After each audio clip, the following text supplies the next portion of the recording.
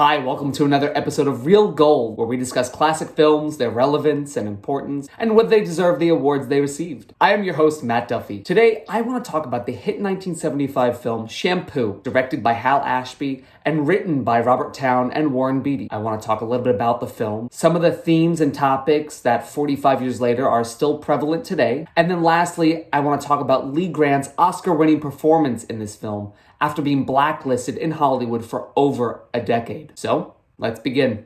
George Roundy, played by Warren Beatty, is a popular Beverly Hills hairdresser who dreams of owning his own salon.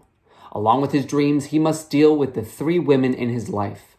His girlfriend Jill, played by Goldie Hawn, his ex-girlfriend Jackie, played by Julie Christie, and his mistress and client Felicia, played by Lee Grant. Jack Warden appears in the film as Lester, Felicia's power broker husband, whom George is trying to strike a deal with. I really enjoyed watching this film. I think the cast is excellent and everyone gives a comedic and effective performance.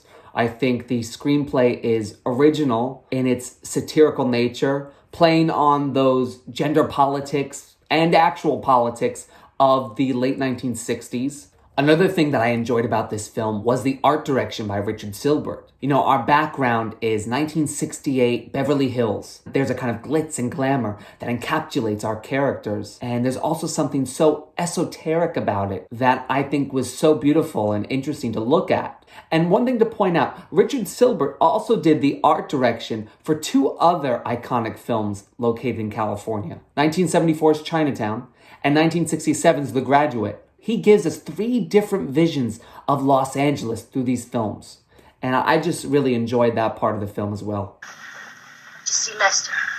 What? Your husband? Yes. What about? The shop. I think it'd be a good investment. I don't mind telling you. Hey, listen, baby, I'm a star. Now, if I had to pick my one scene or my one shot, it would definitely have to be the election night soiree. Now, the film takes place on election day 1968. And Lester invites George to this dinner to escort Jackie, whom Lester has seen. They also invite Jill, and so chaos ensues when all of our principals are together in the same room. And it's a great scene to watch. How are you? That's Jackie? This is Jackie. Say hello to Felicia. Hello, Felicia. I'm so glad that you can make it. I've been looking forward to seeing you all evening. Smart.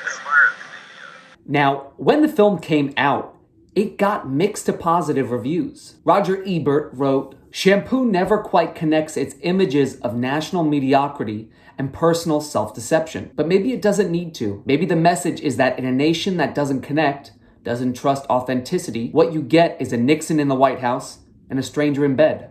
Pauline Kael wrote that Shampoo is the most virtuoso example of sophisticated, kaleidoscopic farce that American movie makers have ever come up with. However, in his 2018 essay, Shampoo, First as Farce, Frank Rich writes, "With a keen satirical eye, Shampoo nails this political culture with a maximum of humor and a minimum of preaching. The movie's characters, not just Lester's crowd, but also the less affluent George and his harem, are laughably insulated from and oblivious to the violence and political tumult ripping America apart in 1968. What I like about this film is that not just George, but the women are all so multi-layered, and they're all smarter than him, which is the funny part. He's this kind of Don Juan Lothario, and they're all just separate facets of him, all trying to get a piece of him. They're all also users. You know, Felicia's using George, Lester's using Jackie, Jackie's using Lester, Jill's using her other friend. So and George is just kind of just there. He's the one that's like cuckolded, literally. So it was just interesting to watch all these people play off of each other and the power struggles that everyone deals with. And then you have the underlying presidential politics of it. Throughout the film, you hear these little sound bites of the election race and about Nixon and Agnew.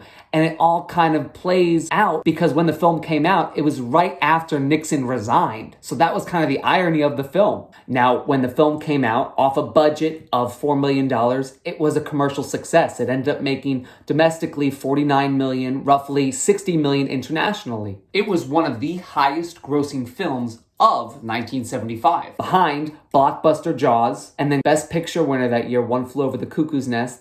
And the winner is Lee Grant in Shampoo.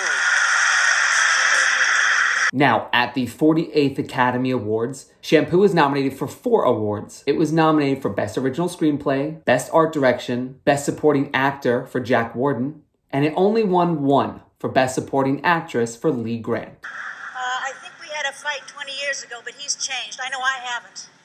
Now, Lee Grant's story is actually really fascinating. She started off on Broadway with the play Detective Story in the late 1940s, and then in 1951 reprised her role for the film, where she won the Cannes Award for Best Actress and was nominated for the Oscar for Best Supporting Actress. However, due to her association with actor J. Edgar Bromberg and her refusal to testify against her husband to the House of Un-American Activities Committee, she was blacklisted from Hollywood for 12 years. In the meantime, she did some stage work in New York and had a daughter who we all know, Dinah Manoff, who is best known as Marty from Grease. However, when her name was removed from the list in the mid-1960s, she slowly worked her way back into film and TV. She ended up winning an Emmy for her performance in Peyton Place in 1966, and even garnered a Golden Globe nomination for her performance in the Heat of the Night. By the time Shampoo came around, it would be her 3rd of 4 Best Supporting Actress nominations. And she was just a delight to watch. It was a fun little performance from the film. She was funny, she was sexy and erotic, all at the same time. She is the epitome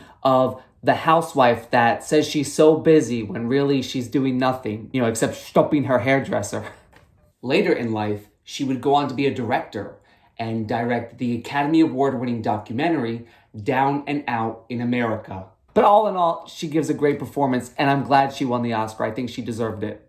Now, 45 years later, the film still holds up. You have some of the themes from the film, like the gender politics, as well as the income inequality between, the Lester and Felicias and the George and Jills. That's still prevalent not only in Los Angeles, but in America today. And then you have the stars like Warren Beatty, who has made his ascent from mainstream star to producer at this point. Julie Christie, who is a leading lady and won her Oscar for Darling in 1965. And then you have Goldie Hawn, who won her Oscar for Cactus Flower in 1969. Rounding out the cast, you got Lee Grant and Jack Warden. Plus, Carrie Fisher, who makes her first appearance on screen as Lee Grant and Jack Warden's daughter. Have you ever made it with a guy?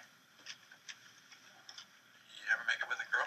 The original screenplay, co-written by star and producer Warren Beatty and writer Robert Towne, is still funny and lighthearted today. The year before this came out, Robert Towne would end up winning the Academy Award for Best Original Screenplay for the film Chinatown, which is considered like the Bible for screenwriting. Overall, this film was just a delight to watch. It was really entertaining and I really enjoyed it, and I hope you guys do too. So thank you guys for watching. I hope you guys enjoyed it. Be sure to hit like, click subscribe, comment, share it with your friends or anyone else you think would be interested in it. If you want to follow me on social media, I'm at MattDuffy33. And hopefully I'll see you guys soon.